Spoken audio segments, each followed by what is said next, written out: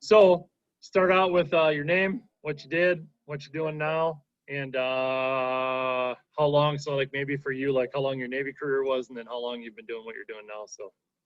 Okay, my name is Tyler Davies. I joined the Navy in 2000 as an aviation electronics technician and ended up retiring September of 2020 as an F-18 pilot.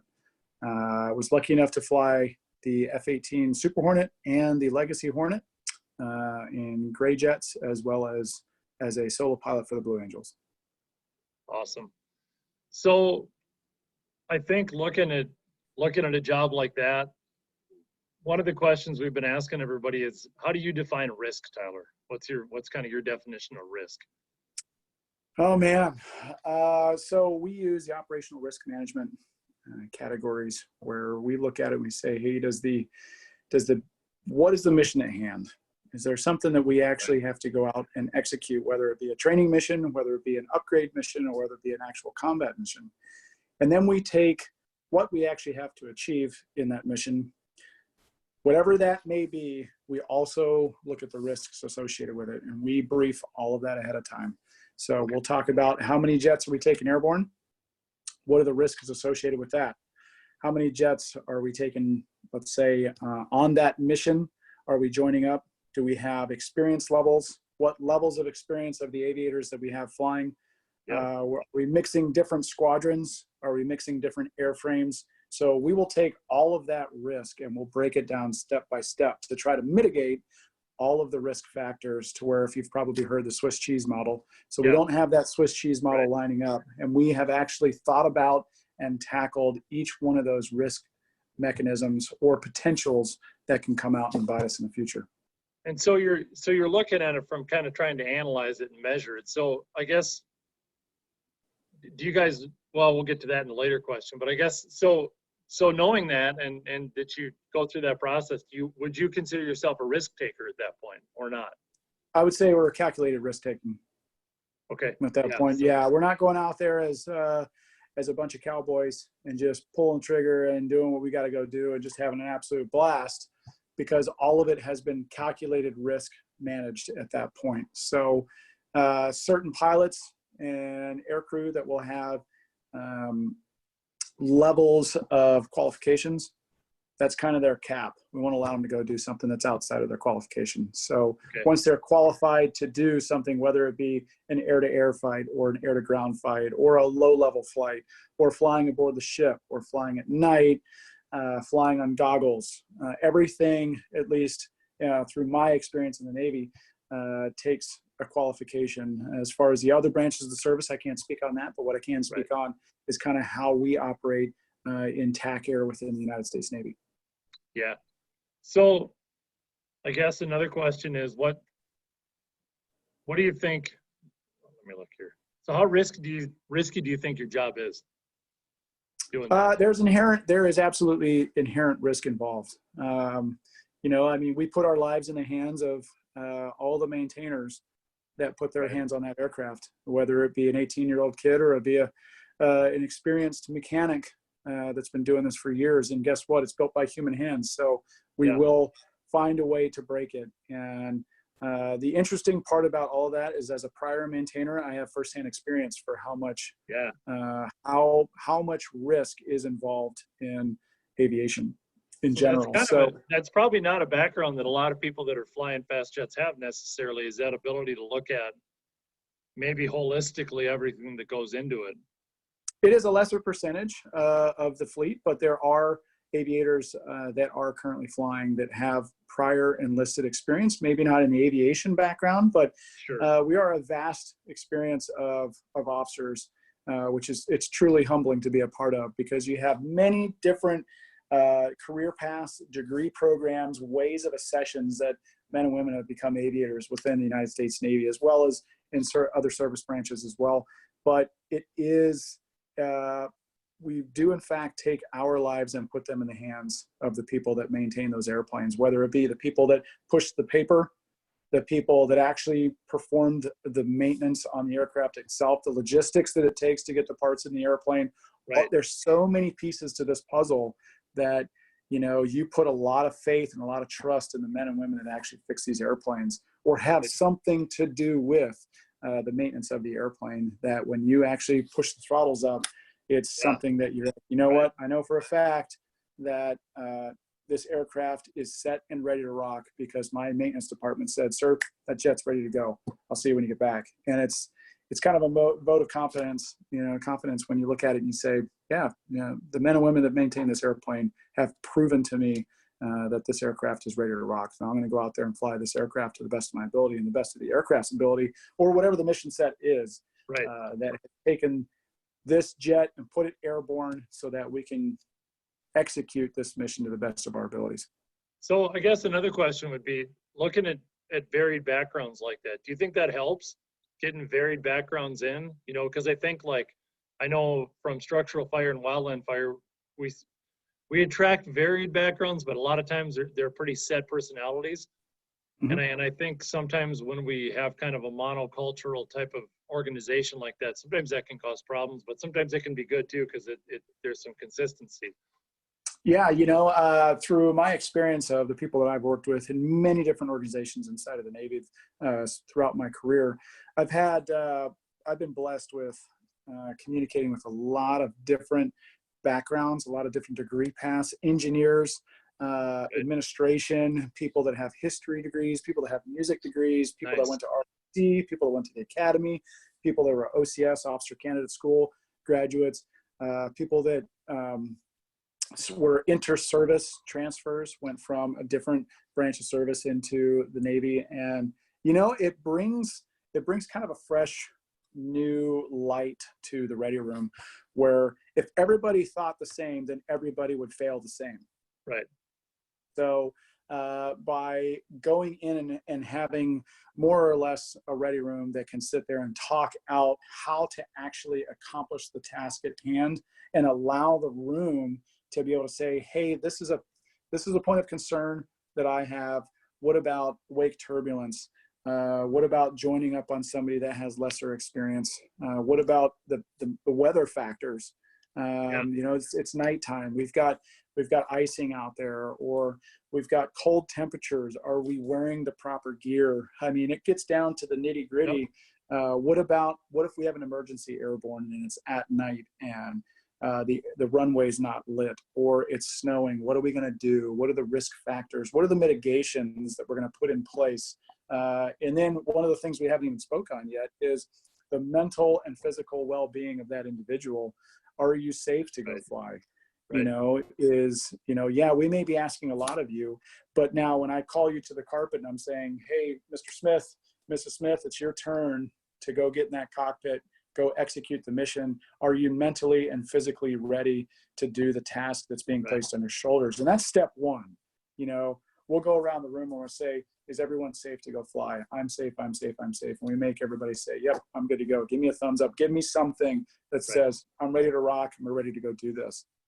And be ready to be able to say, I'm not, if you're not, too, is the other side of it too, I'm sure. Yeah, and the command climate is huge on that point. Yeah, you nailed it exactly, to where if somebody is not feeling well, or somebody is not up to the bar, to say, hey, I actually am feeling sick. I have a head cold. The last thing you want to do is blow a sinus out while you're up at altitude. And now you have a real episode that now it's become an emergency to try and figure that stuff out. So the command climate of actually allowing somebody to come in and say, I actually don't feel well today, and be like, roger that, good job, good call. We'll find somebody to fill your spot. 100%, because that's not easy to do. And I think we talk in structural fire a lot. You do trainings on talking about courage to be safe, and sometimes it takes more courage to do that than it does to go do whatever your mission is. Like we equate courage with climbing in a window and getting a kid out of a house, but sometimes it's harder to tell somebody to buckle up or admit that, hey, I'm probably not the guy for this job today, than it does to maybe go do something else that we're wired for. Yeah, you're always as fast as your slowest man. So, if somebody's not pulling their weight, it has to come from somewhere. So we would rather have the 100% product ready to go right out the gate than saying, you know what, the best we can do is 80% today because I'm not feeling it, and now mission may dictate that, hey, we've got to go do what we've got to do. So if you're within reason of being able to actually go execute safely is the huge key, safely, then you may have to do that. But 99.9% of the time, if you're not 100%, then we are glad that you raised your hand and spoke up and said, no, I'm not ready to do this today. So what do you think the most dangerous part of your job is, like looking at naval aviation? Oh man, there are factors in every regard of naval aviation that is extremely difficult. Landing aboard the boat is Right. a task in itself, and it's an extremely perishable skill. If you haven't done it in a few days, it really, really shows. The interesting part about landing aboard the ship is that you may do it during the daytime, you may do it at night, you may do it in good weather, you may do it in bad weather. You may do it when the ship is steaming along on a glass sea. You may do it when there's 25 knots and the sea states are going crazy, and you're sitting here having to safely execute aviation when the ship is rolling around in a Dutch roll situation with the screws coming out of the water. So that in itself is extremely demanding.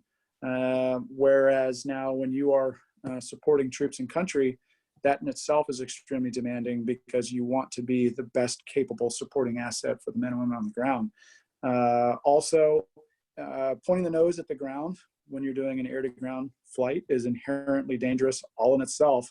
Equally as dangerous is an air-to-air flight when you go fight basic fighter maneuvers with another aircraft or multiple aircraft. So they each have inherent extreme risk involved.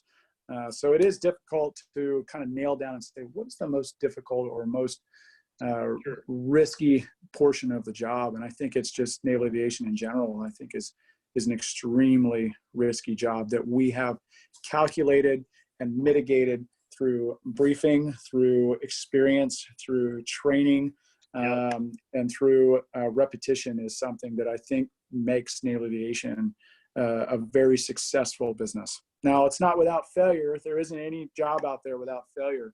Right. And we do, the big thing that we learn from is we say, hey, okay, this is how we fell down. How did we fall down? What made us fall down? And how do we actually pick ourselves back up and become better based on the mistakes that were made, whether it be pilot error, whether it be maintenance malpractice or a maintenance malfunction or something that had nothing to do with any human involvement whatsoever. And it may have been just a critical fatigue failure on a part.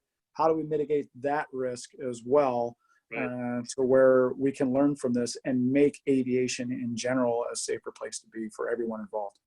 So do you think, looking at it from the standpoint that it's an inherently dangerous thing to do, is different than looking at it from the standpoint that we're going to do our best to like be as safe as we can today and try to have 100% where we're not going to have anything happen?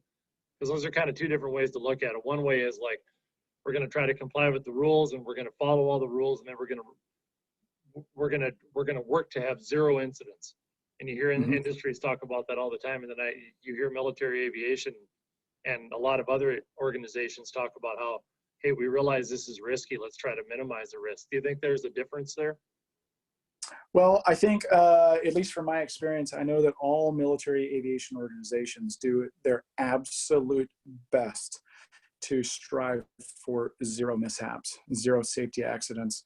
And when you talk about military aviation, you have to do its part to include ground aviation as well, where you have maybe a support truck that has an accident, or you have a maintainer that slips and falls on the flight deck, or you have a pilot that has an accident that it was not even aviation related, but due to the fact that it's actually inside of an aviation organization, it falls into that category as well, where you may have an accident with a maintainer on the aircraft while it's in the hangar bay getting worked on that has an accident there as well. So safety in itself is, you know, it's funny, there's plenty of posters around that say there's no cutting corners on safety.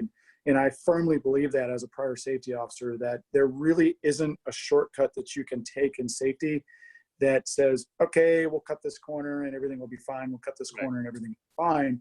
Because slowly but surely, there is a, you've probably heard the term normalization of deviance, is 100%. That if you say, okay, the needle was here and then 6 months down the road, the needle has moved slightly here. That's now the norm, and everybody has accepted that mitigated risk, but now it's here, you know. And one of the things that in my previous organizations that we've done before and routinely happens is that we'll have exes come back, people that have been in the shoes of people that are currently sitting those positions, and come back and talk about issues and situations that had happened when they were in that organization. And it really brings wonderful insight to people that are currently in those shoes to be like, wow, you're talking about things that we're currently dealing with, and you were in this organization 5, 10, 15, 20 years ago, 30 changed. years ago, 40 years ago, and they're still fighting the exact same stuff that we're fighting now. So it really brings it to light to say, this isn't something that is a localized issue. This isn't something that's a temporary problem. This is something that we have to continuously work towards and fight towards, to say, you know what, I've got to give 110% every single day, because if I don't give 100 to 110%, somebody's either going to get hurt or somebody's going to get killed, and that's not what we want. Yeah, and the backside of that needle moving is, while you're doing that, what you're doing is you're chewing up safety margin. All the safety margins sometimes you have built into your systems by allowing that needle to move, and that normalization of deviance, that safety margin is shrinking. And then one of the times you're not going to have enough left.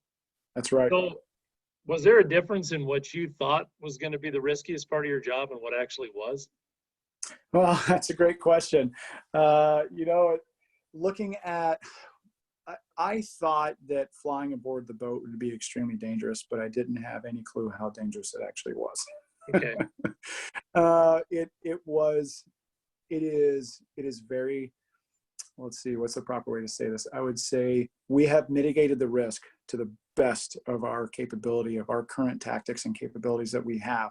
But there is a fear, you know, it's in the back of every aviator's mind. That's while they're flying aboard the boat, they're saying, man, this is uncomfortable. I don't think you ever actually get used to flying aboard the ship.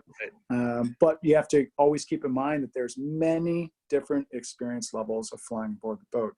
You have guys that have well over 1,000 traps flying aboard the ship, and then you have the brand new pilot that's flying aboard the ship for the first time, that's, you know, that's scared to death, you know. But I would say the levels of being fearful and the levels of stress that are on your shoulders vary greatly within the organization. But the bottom line is that the goal of everyone involved, no matter your experience level, no matter what airplane you're flying, everybody is striving to be as safe as possible. And we have risk mitigations put in place where people are there on the ship watching you, giving you guidance. We have ship guidance, information that's being sent to us, information that we're looking at on our displays that we're doing to teach us to cross-train and teach us to be able to have our scan looking at the instrument panel and looking at the ship, as well as the senior leadership aboard the aircraft making, the aircraft carrier, I should say, making the decisions to say, is this still safe to continue, or do we need to call it for the day? And at no point are we saying full throttles, full afterburner, I don't care what it is, we got to make it go, because if you're not safe, then you're not executing the proper mission. Yeah, and that, I mean, there isn't anything inherently perfectly safe about landing on a little tiny runway in the middle of the ocean, probably. So. Yep. Yeah, it's the same way in aviation in general. It doesn't matter if you're flying the heavies, if you're flying cargo, if you're flying passengers, especially if you're flying privately owned small airplanes, or even, I mean, I couldn't even imagine what life is like for the firefighters flying overhead the fires, you know, dropping the retardant on the fires. I mean, the briefs that managed to go on there, I couldn't even imagine. But I'm intrigued by watching how the air crews brief and fight with I mean, just the smoke and the lifties and sinkies that are associated with a fire. It's just, it's mind blowing. Yeah. So do you think the people that aren't in naval aviation or in a job like that, do you think their perception of what the riskiest thing you did is the same as yours? I think it is. I think it's categorically different. I think an aviator understands that aviation in general is inherently risky. Aviation, I mean, a helicopter pilot's going to look at aviation completely different than a fixed wing pilot. Sure. A multi-engine cargo pilot will look differently at the risks associated with flying, which is completely different than what a fighter pilot would look like. We don't have to worry about cargo shifting in our airplane, where that's extremely dangerous in the cargo world. Right. And so their stressors on their shoulders are completely different than the stressors that are on our shoulders. Where a single engine pilot, that engine is their life, and a multi-engine pilot has multiple engines to be able to make risk decisions based on what engine has failed or malfunctioned, whereas a helicopter pilot has a completely different understanding of what is safe and what is unsafe, what wins, what capabilities, what do you fly an ejection seat, do you have a non-ejection seat aircraft? I mean, there's so many different levels of risk that's associated with aviation in general, not just with the Navy, but in aviation as a whole. And the understanding is that you've got to brief it properly. You have to know your limitations. You can't exceed it. If you exceed it, then you have put yourself in a position to where you are inherently unsafe. If you are going past your capabilities or past the capabilities of the airplane, just as you said, Andy, is reducing the safety margins. You know, I mean, you may get through it today, you may get through it tomorrow, but if you continue to fly 99 times and nothing happened, line, but the 100th time, eventually if you continue to fly past the envelope of what the capabilities are of you and your airframe, it will come back to bite you, and it will be a very dangerous situation. So here's another question along those same lines. We know that sometimes one of the hardest things to do is perceive changes in the level of risk. How do you guys manage that? Because obviously, like, the human brain isn't really good at knowing when the risks went from 1 in 10,000 to maybe 1 in 100. Mm-hmm. So how do you cope with that? Because certainly, I mean, through any of the things you just described, moment to moment, minute to minute, mission to mission, it can be a different level of risk than it was before. That's correct. Yeah, and the best answer I can say is mitigation. So change is inherent, and from my experience, aviators are naturally risk averse to change. They're like, nah, I don't want to. It's something new. I'm averse to wanting to change something, because if it wasn't broken, then why would we change it? But as we like to say, NATOPS is written in blood. So as we execute our procedures based on what we have learned from the past and how we have set up the Naval Safety Center and how we've gone through and tracked certain procedures and certain manuals, and we've given certain updates, and we've changed emergency procedures on how we do things, and somebody somewhere in aviation has experienced an emergency that needs to be a blanket explanation to the fleet. We're changing this tactic based on what this certain aircrew went through in this airplane, and that gives credence to the Naval Safety Center and how much they actually love to go in and in a non-punitive way. They just want to know what happened, how it happened, how can we learn from this so everyone else can be better because of it. And that is huge to understand, is that at least in my experience in the Naval Safety Center, going through an experience, and I have been in a situation where, you know, I've lost friends in the military, lots of friends, and looking at each accident, it's all different every time. You know, is it all tragic? Of course, but as long as we are able to learn from the mistakes of our brothers and sisters, then we can continue to strive to get better, to reduce the risk and improve those safety margins. So we're going to get to the importance of stories in a second, because I know that that's coming up here for sure. But like, would it be safe to say that within like a day or within a mission, communication is key for you guys to be able to deal with 100%. changing levels of risk? Maybe somebody noticed it, somebody else maybe hasn't noticed it. 100%. Yeah. Yep. Completely agree. So getting to stories, the power of stories. We talk all the time about people being willing in highly reliable organizations or anywhere you work in kind of a wicked job environment like aviation or fire or anything. Mm-hmm. The importance of sharing when things went right or wrong.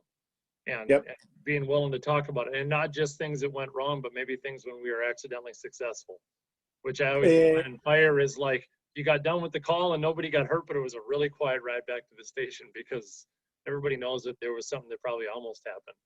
And Yeah, sharing those stories is important. in our world, we call that true confessions.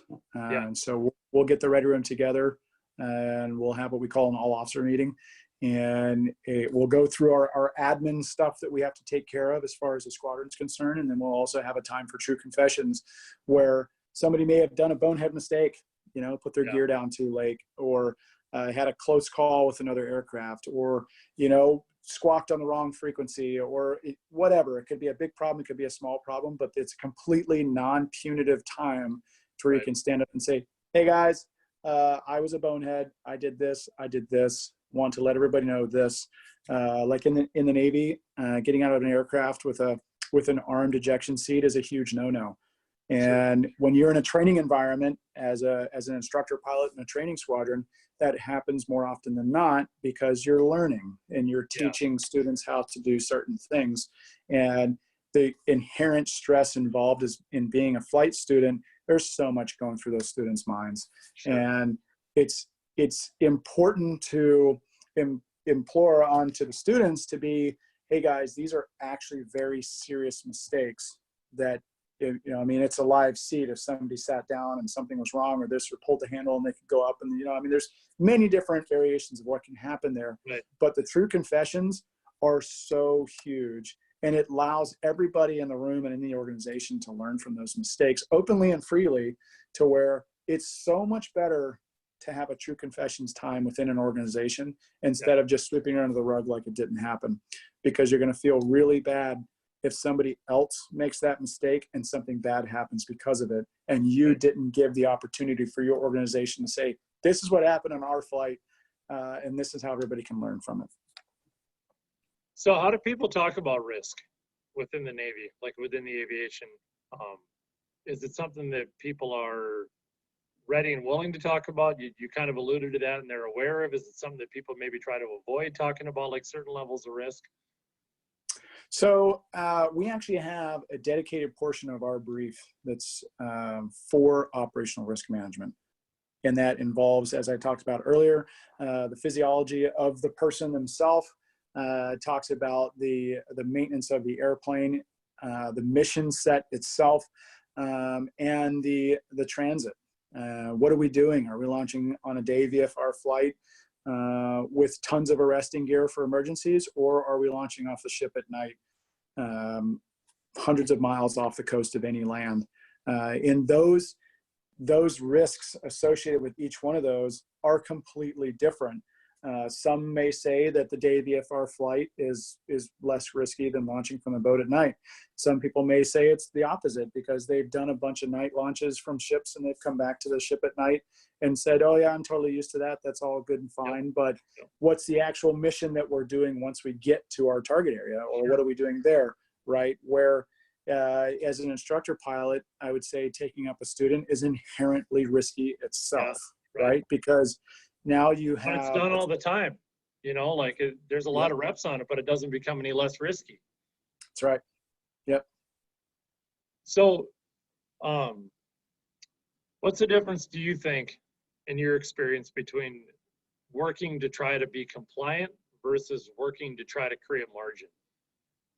So I think those kind of go hand in hand, where if you are working to become compliant, now, if you're saying, according to, let's say, a safety manual, if you are within compliance and you have a safety inspection, I think in the current time, let's say 2010, let's say 2000, let's say 1990, if you are in compliance in that year with the safety inspection or the safety manuals, then I would say you're doing your best as an organization to maximize your safety margins.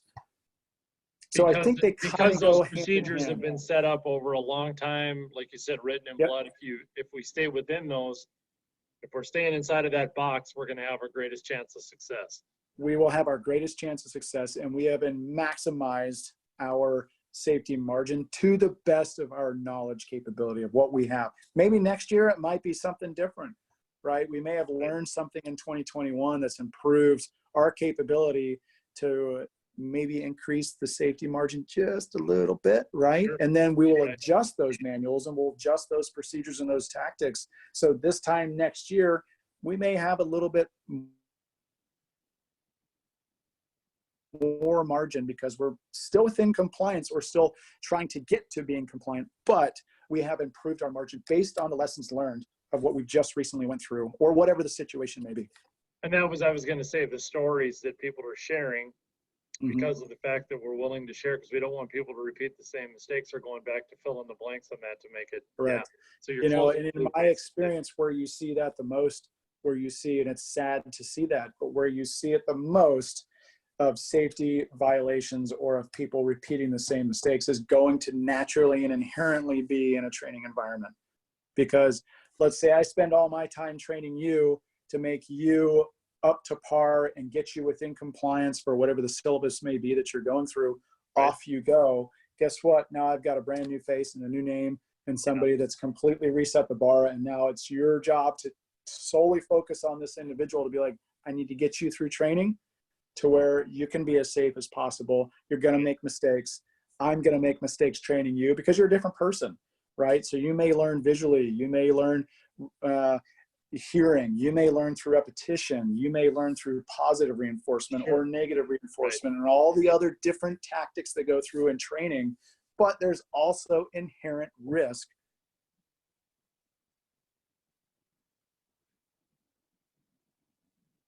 So another thing that we see in jobs is like, sometimes we expect after a certain number of repetitions on something, or especially like in some trades and some jobs, a certain number of years, you can take two people and they may not have the same level of experience because we've all had different things happen to us. One person might be really lucky and not have a lot of bad things happen. Somebody else might be that person that they had some bad things happen right away.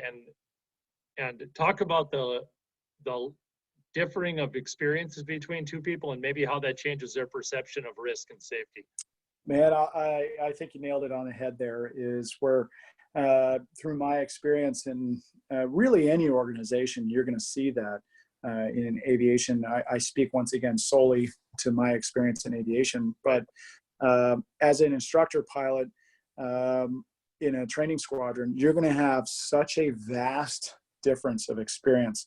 You're going to have instructors that have been there for numerous tours and they've got thousands of hours training students, all the way to the brand new instructor that just showed up, that just finished his first tour, his or her first tour, and they are doing their best to just try and meet the syllabus standard as far as what an instructor is capable of.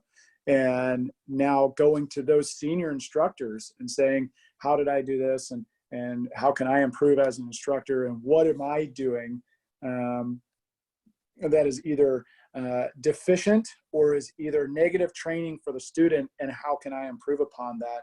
Now, it's interesting because when you go out and fly a multi-ship flight where you have multiple instructors and multiple students in different airplanes, as the flight lead, you have to actually take into account, what mission am I doing? What instructors do I have on my wing? And what students do I have on my wing? Including in your own airplane. What student do I have on my airplane? Because when you're the flight lead of that flight or that syllabus event for the day, you're the one that's making the executive decision or the executive call, whether it be weather, whether it be airspace, whether it be what we're going to do, what formation you want the airplanes in, how you're executing the tactics according to the tactics manuals and according to the syllabus guide for the students so the learning can be achieved. You know, constantly watching weather and looking at the winds and looking at fuel and listening to what's going on, all the while knowing that the people that are on your wing, the men and women that are flying on your wing, have this kind of this understanding that you're going to take care of them and make sure that they're safe, but also knowing that they are the masters of their aircraft. I can't fly their aircraft for them and they can't fly my aircraft, but we will be brothers and sisters in arms here and take care of each other if there becomes an emergency in situation. So it's kind of a professional understanding to say, hey, don't jump into somebody's cockpit until they're invited. Right. Meaning I'm gonna handle the fires and the snakes in my cockpit. But if I need help, I'm gonna go out on the radio and say, okay, I've got a situation. Can somebody back me up? Pull out the book, make sure I'm doing this right. Let's walk through an airborne emergency, and then going through those step by step. Now reaching out to your organization on the ground and saying, hey guys, we're coming back. This is what we've got. We've done this. We've done this. We've done this. Where that routinely has risk involved, because if the communication of what emergency is actually happening in the cockpit is not conveyed properly over the radio, that can introduce confusion and risk in itself. So all of those things that could happen in an airplane is routinely briefed upon each mission. And I know that's a lot of information, but it really is. That's exactly what keeps aviation safe in general. Yeah, because we know people with different levels of experience have different cards. Somebody might not even have that card of that malfunction or that thing that went wrong. They've never experienced that. But if everybody can communicate, you can help each other out. And then also it goes back to the story sharing, because they may not have lived through that malfunction or that problem in an aircraft, but if they've heard somebody else talk about it, they're at least going to be aware of the possibility of that and have some kind of a slide in their brain to handle it when it comes down to that. So correct. Yeah, we don't necessarily all have to live each other's demons and personally before we can learn from them. Yeah. So a smart man learns from his mistakes. A wise man learns from others' mistakes. Yeah. So going to a good thing to end with, let's talk about a story. And I know you and I have talked about a couple of them in your career, but give me a good story of when something went from kind of a normal day to all of a sudden the risk got really elevated for you. Yeah. There was, flying a Blue Angel aircraft, and as per procedure, the weather it was not completely VFR. There was some weather rolling in, but still totally legal, and everything was able to happen as advertised and as per the manuals. And coming in for a maneuver, I had hit a bird, taking it down my left engine, and had it instantly seized. And I knew that the divert was pretty far away, and it was a VFR divert. And I had just a few seconds to kind of make a decision. The situation was developing rather quickly because I was beak to beak with my opposing solo, as well as the other element, the Diamond, was about to take up the airspace as well. So I had to make a decision very quickly, assess the damage, assess what situation I was currently being dealt with on the engine itself. Which engine was it? What systems did I lose?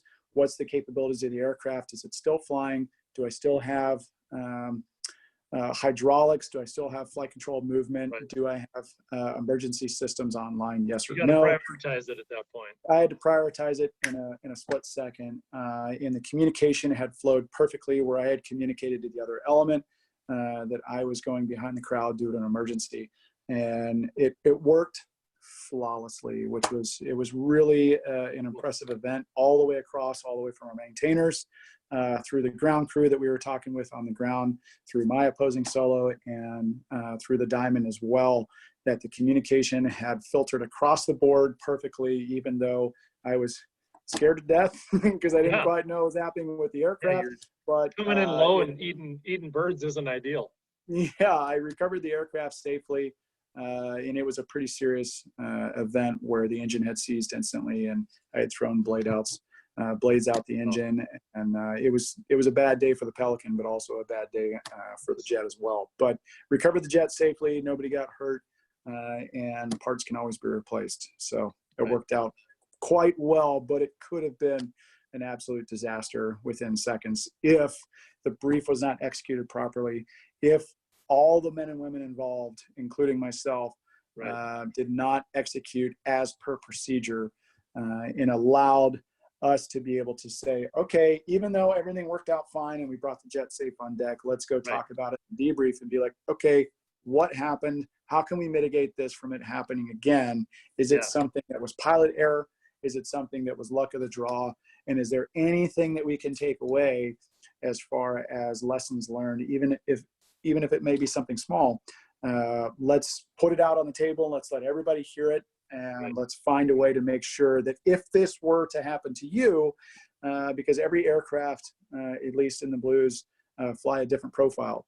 And if, let's say it would happen with the number one jet, that's completely different when you have 3 airplanes on your wing flying in the diamond, or 5 airplanes when all 6 of us are together. And there's many instances where things do happen in the airplane during a show or something, as well as in gray jet aviation. But it's briefed and executed to the best of our abilities, like we were talking about, all the way up to as much compliance as we possibly are able to do at the time to improve our safety margins. And then the fact that you're going to go back through it anyway goes back to the communication and the story sharing thing, because there's what I hear from a lot of people that were in your type of work is we can manage with compliance down to a certain point, but the risk reduction can't go to 0. There's an inherent level of risk if you go do some of these jobs. And so the more safety margin you can build, then maybe the more resilient we can be when you're, for example, your jet eats a Pelican. Correct. Yeah. And one of the big pieces of the safety puzzle is actually being able to raise your hand and say, I screwed that up.